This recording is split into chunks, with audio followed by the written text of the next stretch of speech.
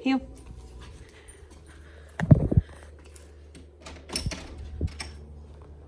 Heel. No.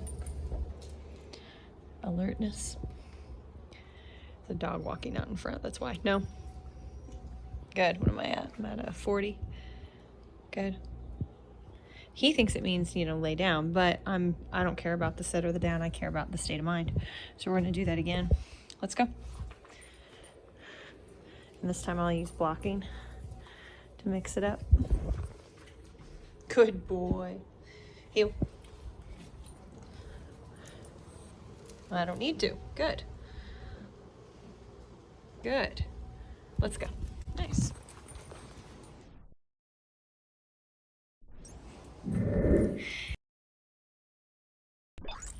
Okay, so Joey has been pushing the heel with his family and his marking issues, and he's back for boarding, but they want a little training tune-up. So I thought I would show, you know, if a dog is really pushing it, how we get them back in tune. Now, one of the things is we'll hold them accountable at the front door, and like any excitement at all wanting to come out that front door is a pop or a hard, you know, move into them. We do use Ecollar sometimes, but I would rather do something more like physical, to be like a really present whenever I'm just setting a tone. But anyway, get out of this person's driveway and I'll show you. So, oh yeah, he's driving forward. So I'm just gonna tap Ecollar and turn. Good. Tap, turn. Good. I'm an 8. For him, it'll be different for every dog. Turn. Good. Turn. Good.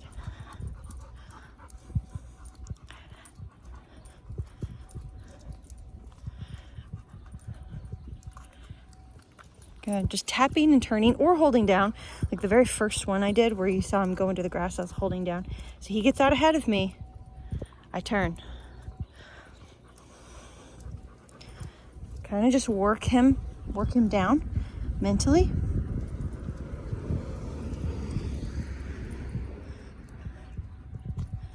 Nice. This is where I want the heel.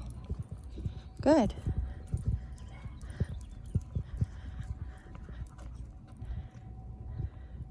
Good. Heel. Heel. Let's go, bud.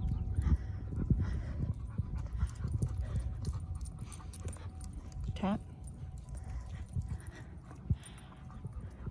Tap. He's looking at the grass. I think that's such a huge motivator for him.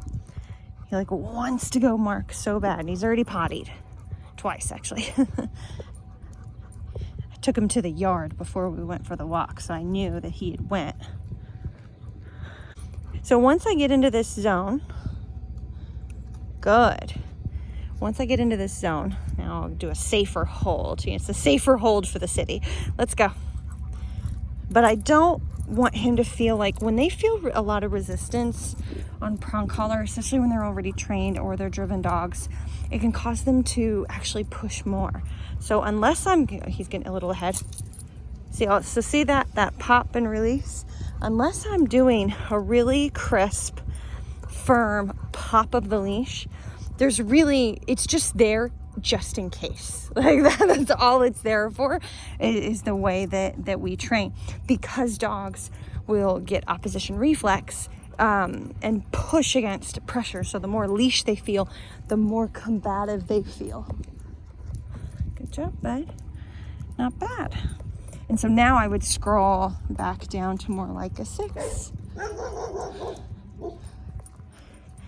Pushing ahead a little. Heel. Good. Good job. That barking causes a little arousal. If I wanted to use leash, hey, heel. It's a side pop. Arm stays straight to the side or back behind me. That works too, like that. But what's more valuable to a trained dog is to do mostly e-collar and body language, and then just throw in the leash as a backup to mix it up, that kind of thing, if you're struggling. See, even here he's creeping. Heel.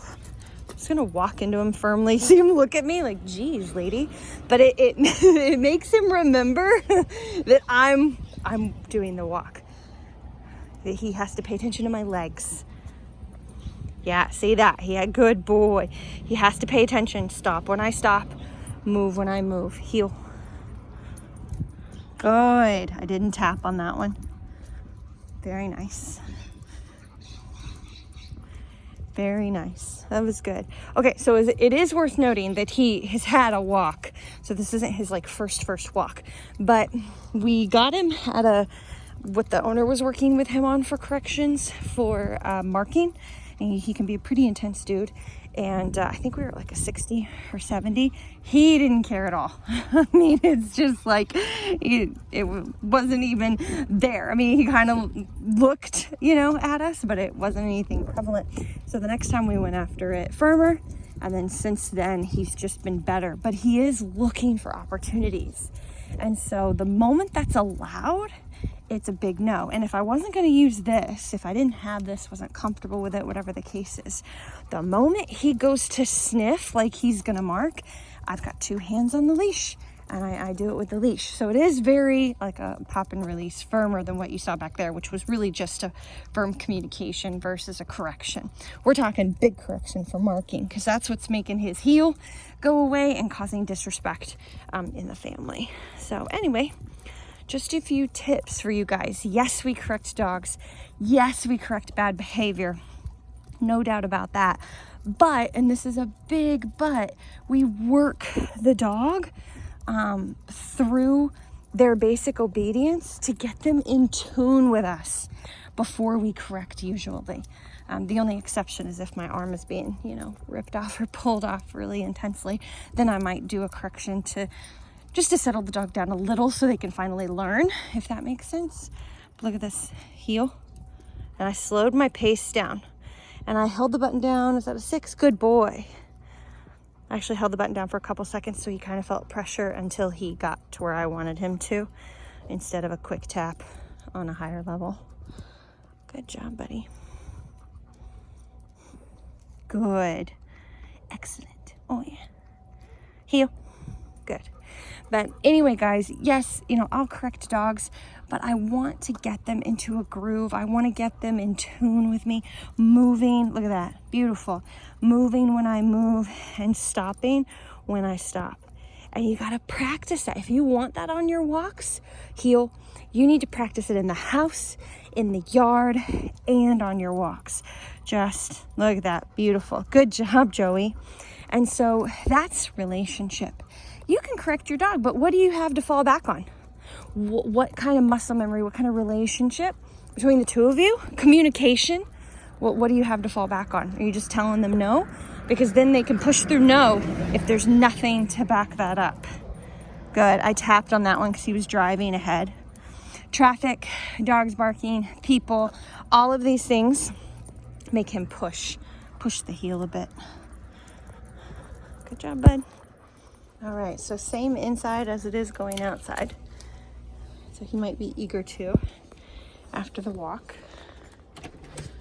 Or not. But even that, see that alertness? No.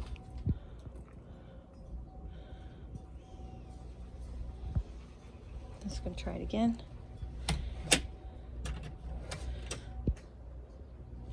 No. No. Go on, get back. Just make him give some space. See that? Yeah, he's trying to look around me. It's way too focused. Sit.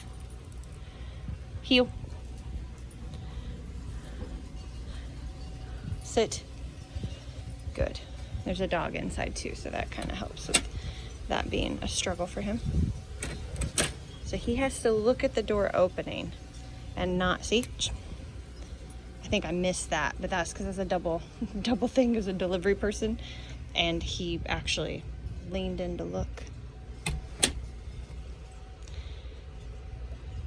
So this door has to open and close. This honestly would be faster with e-collar, but what if you don't have an e-collar? And what if you keep using e-collar and you feel like it's not working for you? You probably need to back it up with some present body language if your dog doesn't have issues with you. That you can only do this if there's no issues of aggression between the two of you, just to be clear.